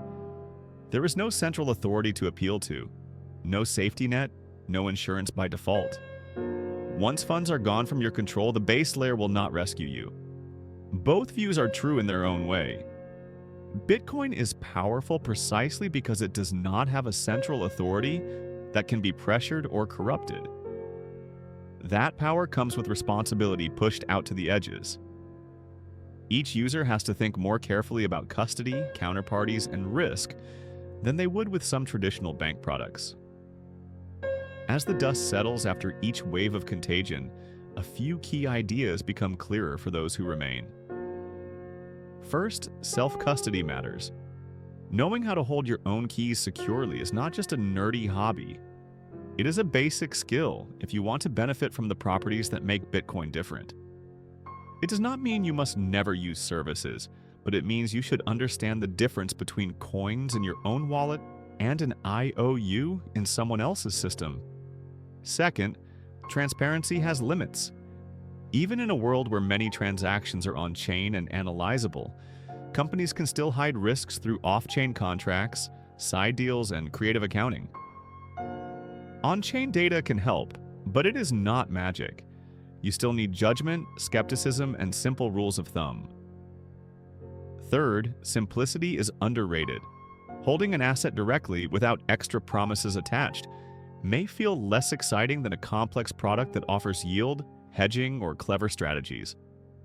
Over long periods, however, simple structures are often more robust. They have fewer points of failure and fewer assumptions that can go wrong.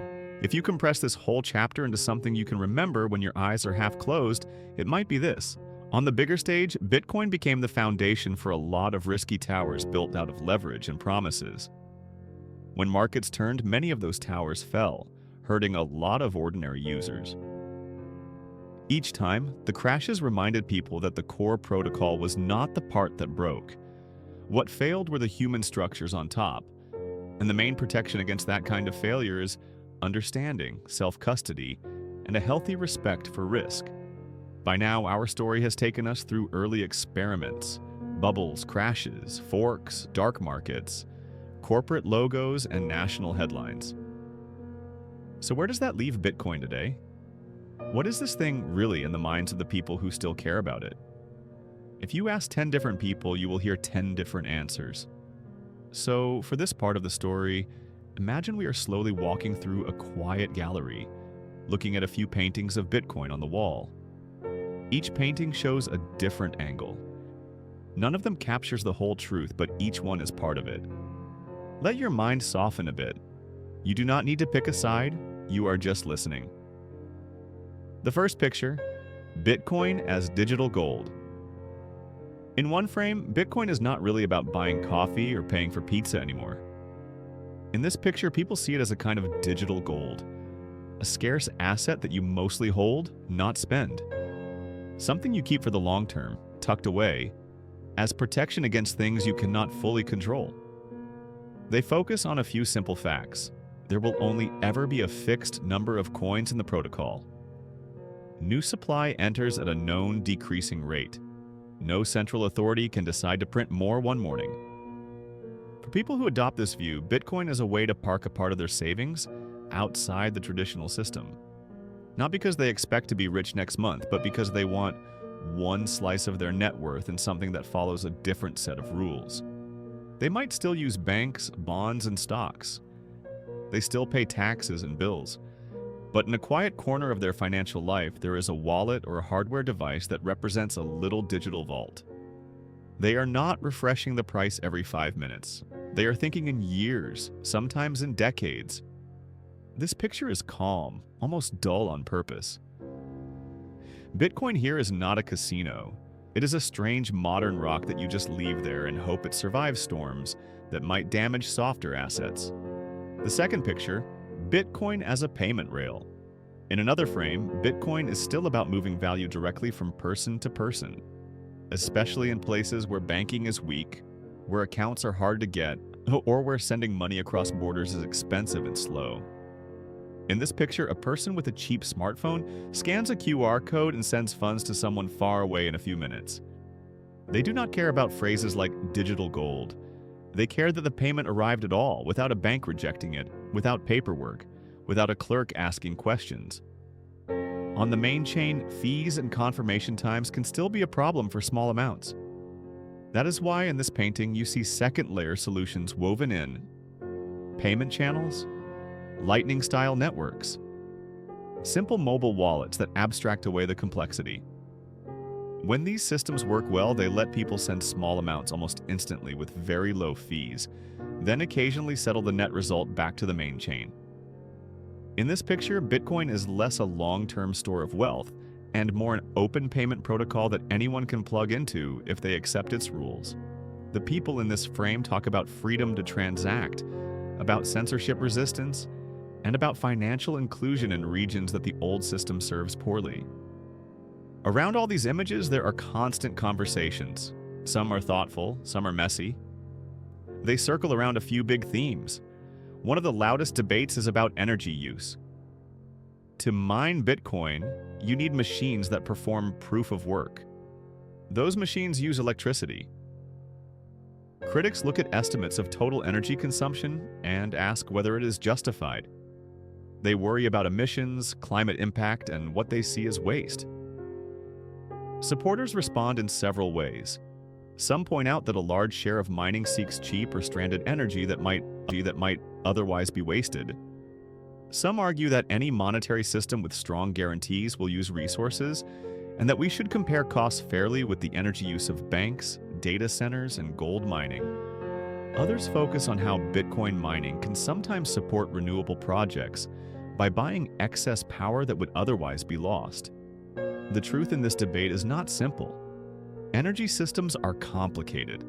The mix of sources changes over time and varies by region. What matters for our story is that this question is not going away.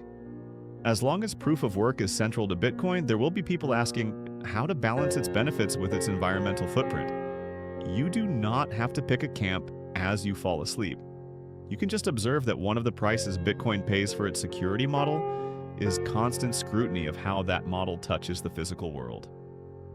Another debate lives in the tension between transparency and privacy. Bitcoin's ledger is public. Anyone can look up addresses and see transactions between them. Names are not written on chain, but patterns can be analyzed. Over time, companies and agencies have become skilled at tracking flows, especially when they touch regulated exchanges where identity checks are required. For regulators, this visibility is useful. It helps them fight money laundering, sanctions evasion, and other financial crimes. They can require businesses to know their customers and report suspicious activity. They can trace some flows that would have been hidden in cash. For privacy advocates, this visibility is worrying. They fear a world where every transaction can be linked, analyzed, and stored forever. They point out that in such a world, financial privacy for ordinary, law-abiding people can erode quietly. They work on tools that improve privacy within the rules of the protocol or on second layers that reveal less to the public chain. Between these positions lie businesses and users trying to navigate complex rules. Exchanges collect identity information because they are required to do so. Governments push for more reporting. Some users accept this as the cost of using regulated on-ramps. Others prefer to earn and spend entirely within the network, without touching those gates. In this area, there are no clean lines. The more transparent a system is, the easier it is to monitor and control. The more private a system is, the harder it can be to enforce rules, both good and bad. Bitcoin sits in the middle of that tension, and different people try to pull it in different directions. There is also a broader conversation about whether Bitcoin is a unique thing or just one of many similar assets. Some people are firmly Bitcoin only. They believe that Bitcoin's combination of simplicity, security, decentralization, and history makes it stand apart. They see many other tokens and chains as experiments, some interesting, some wasteful or outright scams. Others see Bitcoin as one important member of a larger digital asset family. They trade multiple coins. They follow many projects. They think different networks will serve different purposes. Smart contracts, privacy, gaming, stable value tokens, and more. You will hear analogies. Some say Bitcoin is like the base layer of the Internet of Money, comparable to a core protocol, while other projects are more like applications. Others say it is more like digital gold, while other networks aim to be like app platforms or credit systems. Once again, you do not have to decide as you listen. The important thing for this story is that Bitcoin has reached a point where it must coexist in some way with a whole ecosystem of other chains and tokens.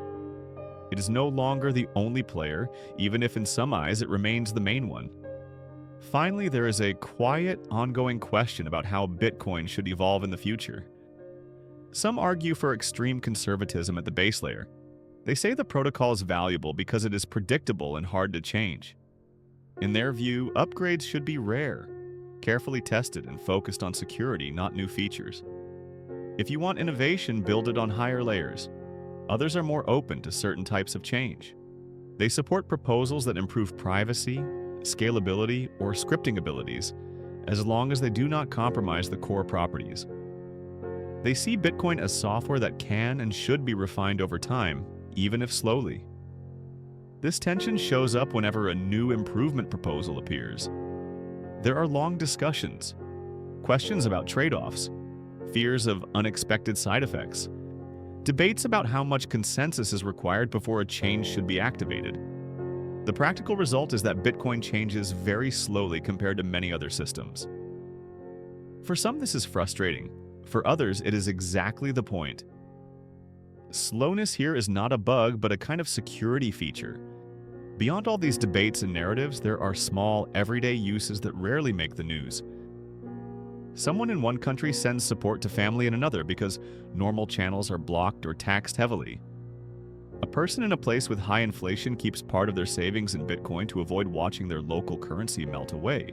A small business accepts Bitcoin from international customers to avoid card chargebacks or payment blocks. A developer receives donations directly without needing a payment processor in their country.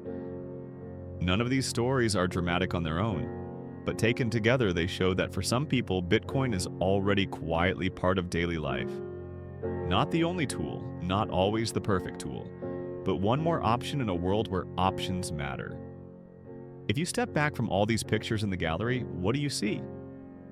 You see an asset that started as a 9-page document on a mailing list and ended up as a savings instrument for some, a payment rail for others, a speculative chart for traders, a symbol in political arguments, a puzzle in environmental debates, a problem and an opportunity for regulators, a toy, a tool, or a lifeline, depending on who you ask. You also see that underneath those shifting stories, the core remains simple. A shared ledger, a fixed supply schedule, a consensus mechanism that rewards honest participation and makes cheating difficult. A network run by anyone who cares enough to run the software. For people who love predictable rules in an unpredictable world, that simplicity is the main appeal. For people who dislike responsibility or volatility, it can be the main weakness. As you lie there listening, you do not need to decide what Bitcoin should be. You can just recognize that, like most important inventions, it has become larger than the intentions of its creator. It is a mirror that reflects many different human desires and fears. The desire to be rich, the fear of losing savings, the desire for control, the fear of control in the wrong hands, the desire for freedom of movement, the fear of chaos without rules. Bitcoin today sits at the crossroads of all those feelings. If you want one soft sentence to hold in your mind as you drift, it might be, right now, Bitcoin is not just one thing, but a tangle of stories and uses that all wrap around a simple core protocol that keeps quietly doing the same job, while the world around it argues, builds, speculates, and adapts. What does this whole story actually teach us? Not about getting rich or calling the top, but about money, people, and the tools we build. Let us take it slowly. Lesson 1. Money is a shared story. If you strip everything back, the first lesson is almost childlike. Money is not just metal or paper or numbers on a screen. It is a story that enough people agree to believe. Cows, shells, gold, paper notes, bank balances, digital coins. Each step was a new chapter in the same story. With gold, the story is that a shiny, scarce metal has value. With modern currencies, the story is that a central bank and a government stand behind the notes. With Bitcoin, the story is that a set of open rules and a global network can create something that behaves like digital property. Lesson 2. Rules written in code feel different. Traditional money depends heavily on trusted intermediaries. Banks, payment processors, central banks, legal systems. They interpret rules. They can bend or break them in crises. They can be ordered to freeze accounts or block transactions. Bitcoin is an experiment in a different style of trust. Here, the key rules are written in code that anyone can inspect. How many coins will ever exist? How often new blocks should arrive? How quickly mining difficulty adjusts? Those rules do not ask for your belief, they simply run on any machine that chooses to participate. That gives a strange kind of comfort to some people. They like that no committee can wake up and decide to double the supply. They like that the rules are the same for everyone, no matter how rich or poor, no matter where they live. Code does not care if a recession hits. It does not soften the blow for overextended traders. It does not bail out companies that misbehaved. It just continues. Lesson 3. Human nature does not change just because the tool is new.